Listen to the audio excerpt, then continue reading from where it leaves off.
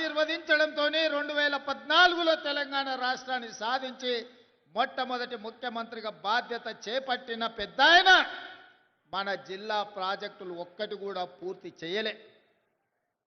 ఏనాడో మొదలుపెట్టిన సంగం బండలో పెద్ద బండ అడ్డం వస్తే బండ కొట్టడానికి 12 కోట్ల రూపాయలు కావాలంటే 2 లక్షల కోట్ల రూపాయలు సాగునీటి ప్రాజెక్టులకు ఖర్చు పెట్టినా సంగం బండలో ఉన్న పెద్ద బండను బలగొట్టడానికి 12 కోట్ల రూపాయలు మనకి ఇవ్వలే.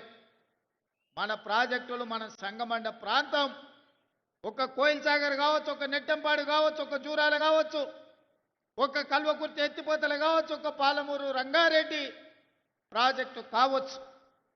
మన సాగునీరు మన తాగునీరు కోసం ఏనాడు వాళ్ళు తాపత్రయపడలేదు, ఏనాడు మన సమస్యల్ని పరిష్కరించడానికి ప్రయత్నం చేయలేదు.